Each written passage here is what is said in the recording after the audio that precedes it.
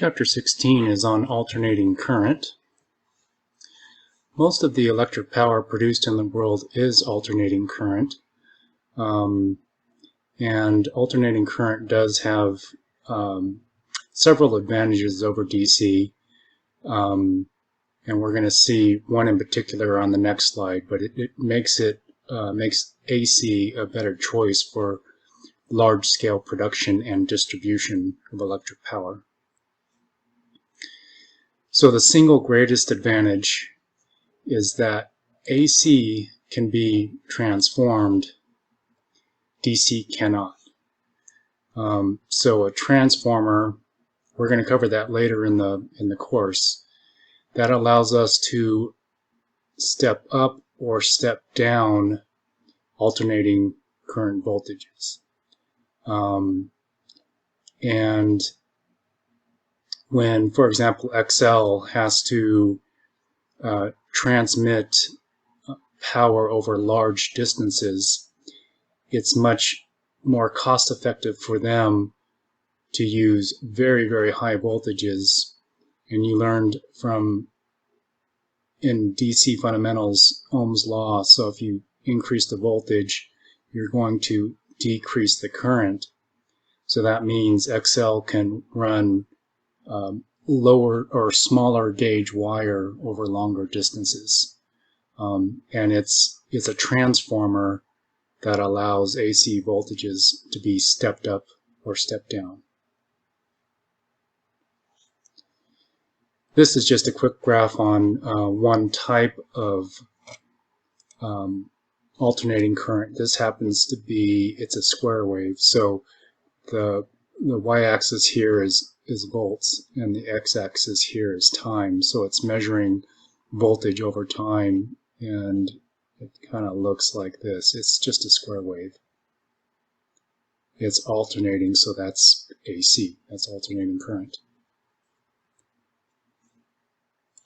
This is another example of a different type of alternating current waveform. This happens to be a triangle wave. Again, it's alternating, so it's alternating current.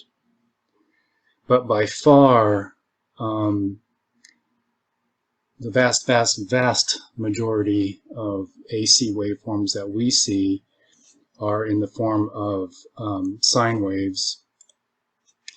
Sine waves are produced by all rotating machines. Rotating machines, for example, like a generator or an alternator.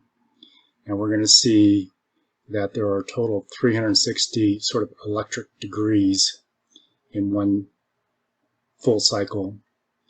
And we can sort of calculate the voltage at any instantaneous time. We'll see this in another slide.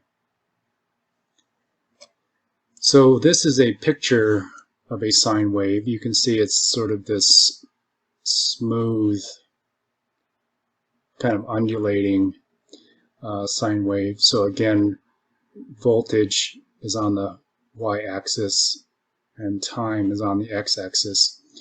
So the voltage is literally alternating from positive, goes through 0, negative, goes through 0, positive, and it just keeps going. At this moment in time, it's 0 degrees. At this positive peak, it's at 90 degrees. When it passes through 0, it's halfway through a full cycle. It's at 180 degrees. The negative peak is 270 degrees. And then again, when it passes through 0, it's 360. The 360 degrees of this cycle is the 0 degrees of this cycle.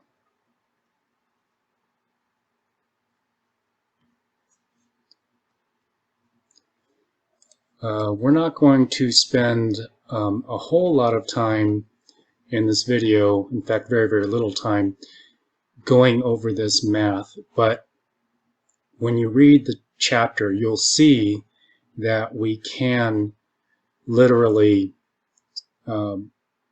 calculate that or determine the voltage at this instant in time. So again, the x-axis is time and the y-axis is voltage. So we're measuring voltage over time, and at any one instant of time we can measure the instantaneous voltage. We do know at this point here it is 0 volts, this point 0 volts, and this point is 0 volts.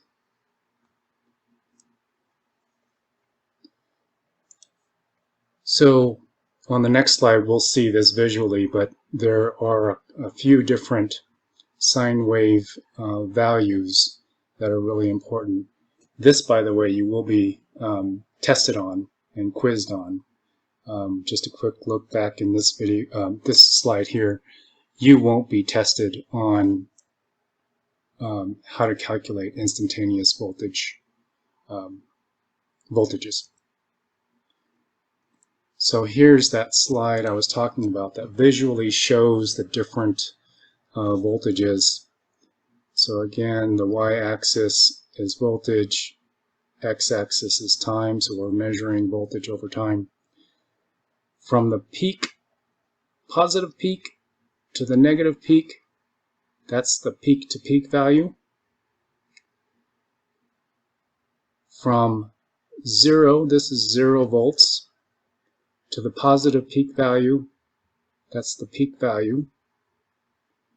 From 0 to the negative peak value, that's also the peak value. They're the same amount, one's positive and one's negative.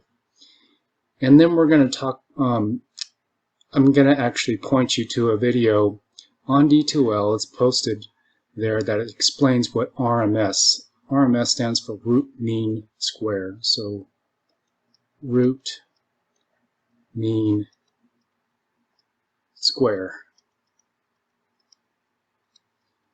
And again, when you read the chapter, you'll get more information, and when you look at the video that I posted on D2L,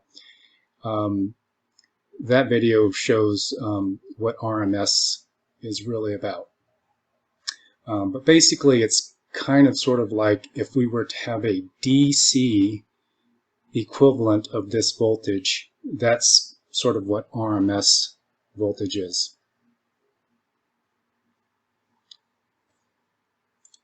Also, when you read the chapter, you're going to see that there is the time element. Again, y-axis is voltage, x-axis is time.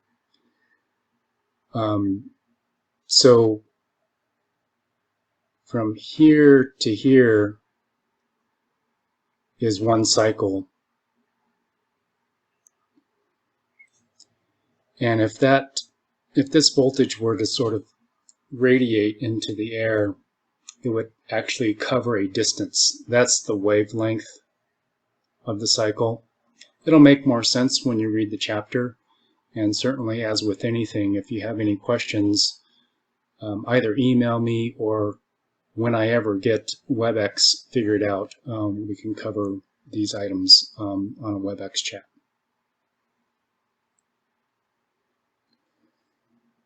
So there are different types of loads. These resistive loads are really important.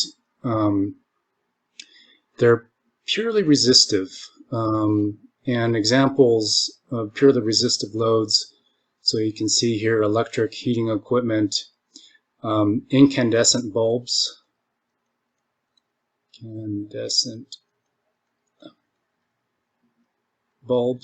those are purely resistive loads. They produce heat, and what we're really focused on is that the current and the voltage they're in phase with each other. We'll see this in a second. So with this graph, this is in a purely resistive circuit.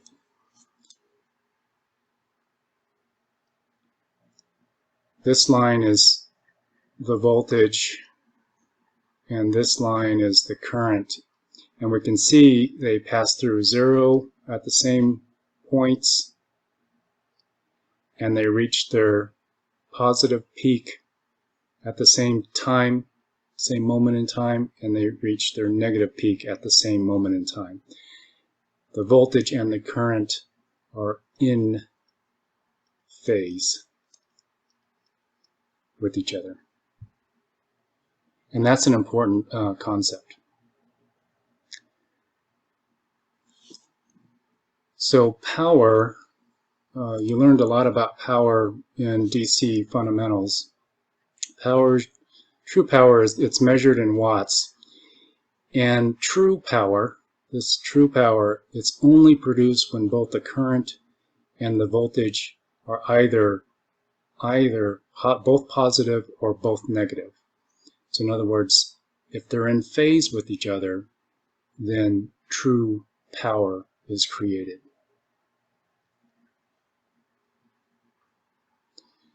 Just a quick note on skin effects. This is not represented very heavily at all in quizzes and exams.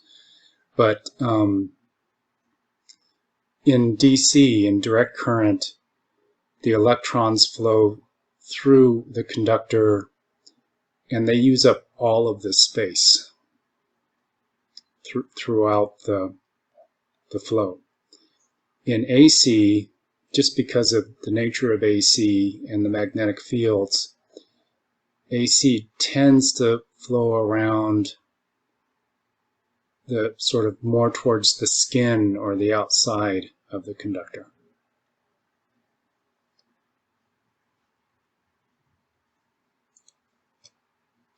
So here we see AC, and it's flowing again around sort of more the outside edge or the outside portion of the conductor. That's called skin effect.